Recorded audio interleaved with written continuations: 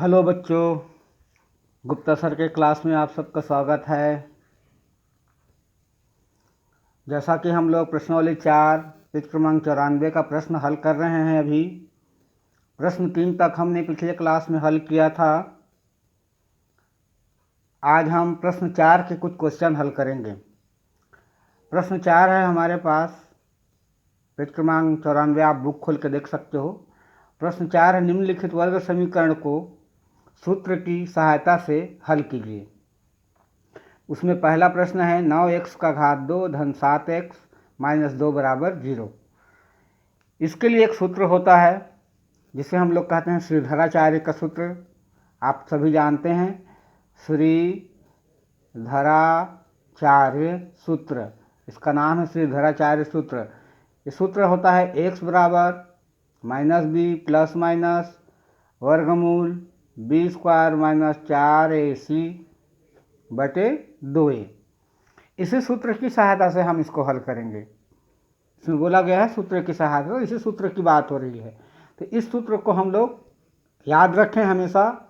जब भी वर्ग समीकरण को हल करने के लिए बोला जाएगा तो इसी श्रीधराचार्य का जो सूत्र है, इसी सूत्र से हमें हल करना है।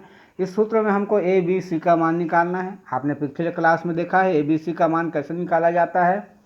a b c का मान हम दिए हुए समीकरण को मानक समीकरण से तुलना करके निकालते हैं। मानक समीकरण क्या होता है? मानक समीकरण है हमारा ax का square plus bx plus c बराबर 0। इससे तुलना करेंगे तो a b और c का मान मिलेगा। अब इसको देखो इस समीकरण से तुलना करके कि क्या आता है। देखो यहाँ एक्स स्क्वायर में a है तो यहाँ एक्स स्क्वायर की जगह में 9 है। तो अब हम वहीं शुरू करेंगे। सबसे पहले हम a का मान निकालते हैं। a क्या है? 9। तो a बराबर लिखेंगे 9। b मतलब x का गुणांक है तो x का गुणांक 7 है तो b का मान आएगा प्लस 7। c अचर पद है, यहाँ अचर पद में -2 है तो c बराबर आएगा -2। तो इससे हम लोग इस समीकरण से इस समीकरण का तुलना करें तो a b और c का मान हमें मिला जो यहाँ पे लिखे, यही मान फार्मूला में भराएगा। अब हम यहाँ सीधा लिख देंगे श्रीधराचार्य सूत्र x बराबर माइनस b प्लस माइनस वर्गमूल b का घात 2 माइनस 4ac का पूरा बटा 2a। इस सूत्र को लिख दिए। अब सूत्र में a b और c का मान रखने पर क्या हो जाएगा? x माइनस b के स्थान पे 7 प्लस माइनस वर्गमूल b स्क्वायर b के स्थान पे 7 का स्क्वायर माइनस 4a के स्थान पे 9 और c के स्थान पे -2। क्योंकि माइनस में आया है मान तो उसको कोष्टक में रख लो, अभी रख लिया करो ताकि आगे हल करने में कोई गलती ना हो। तो -2 को कोष्टक में रख लिए। नीचे है 2a के स्थान पे 9, 2 × 9 हमने मान रख लिया।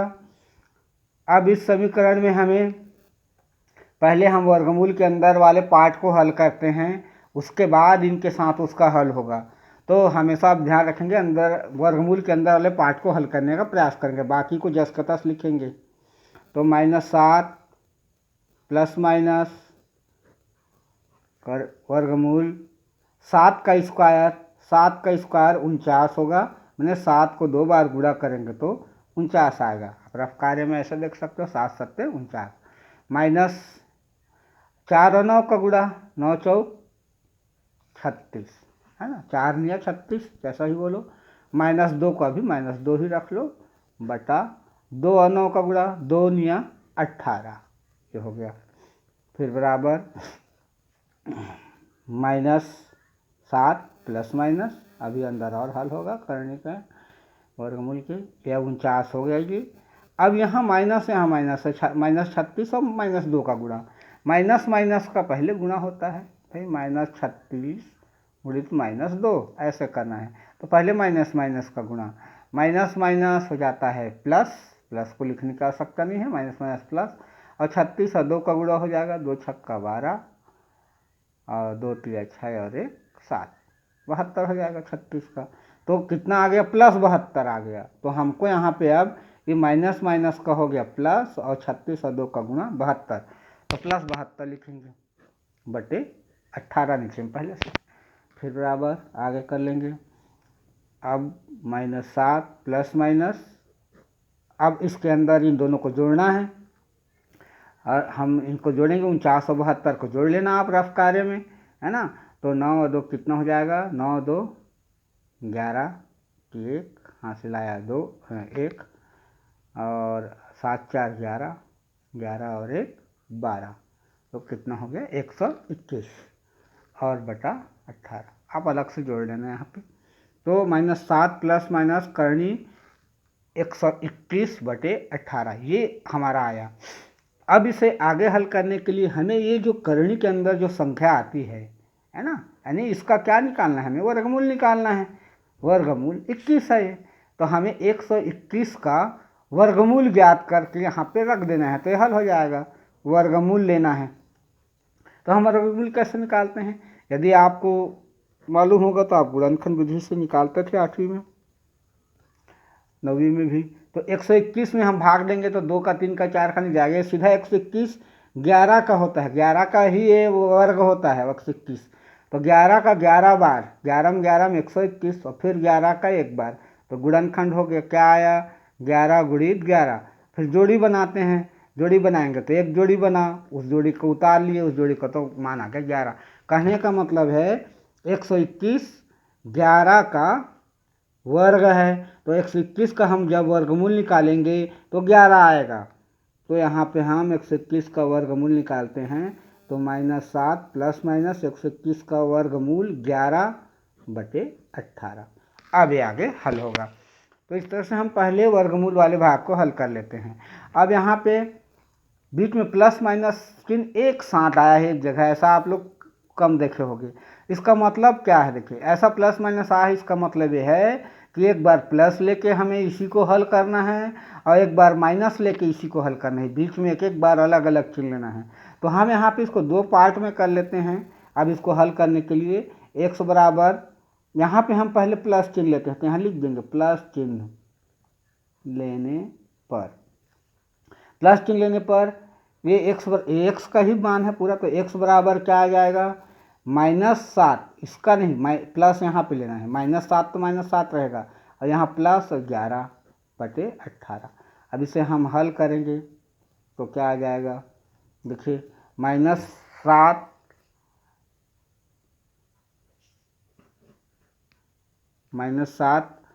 और 11 घटेगा, कितना आ जाएगा, घटाएंगे तो -7 में हम 11 घटाएंगे, आप लोग देखिए ध्यान दीजिए कितना आ जाएगा, तो हो जाएगा 4 प्लस 4, लेकिन याद रखेंगे क्योंकि प्लस वाला बड़ा है, 4 बटे 18। अब इसे कटा देते हैं, 2 से कट जाता है, 2 2 2 ने 4 और 2 ने 18, तो x का मान आया 2 बटे 9, एक x का मान आया 2 बटे 9। अब यहाँ माइनस चिन्ह लेने पर, माइनस चिन्ह लेने पर क्या हो जाएगा, यहाँ पे x बराबर -7, और इसमें अब प्लस नहीं लेना, माइनस को लेना, -11, तो यहाँ पे बटे हो जाएगा 18। अब ये दोनों समान चिन्ह जुड़ेंगे, -7 -11 जुड़ेगा, यहाँ माइनस माइनस है, तो माइनस माइनस को हम जोड़ेंगे, लेकिन उत्तर आएगा माइनस में क्योंकि बड़ा वाला माइनस में है। अभी जुड़ कर हो जाएंगे 18, तो ये हो गया -7 और -11 का -18, और बटे नीचे में 18 और है, 18 18 कट जाएगा, तो बचेगा यहाँ -1। तो इस तरह से देखो x का एक मान 2 बटे प्लस 2 बटे 9 आया, और दूसरा मान आया -1, माने हमारा आंसर क्या आया, x बराबर 2 बटे 9 और x बराबर -1, यही हमारा आंसर है। ये हमारा आंसर आ गया। तो आशा करता हूँ आप लोग को समझ में आ गया होगा, समझ में आ गया है ना। तो इसको लाइक कीजिए, चैनल को सब्सक्राइब कीजिए। Thank you.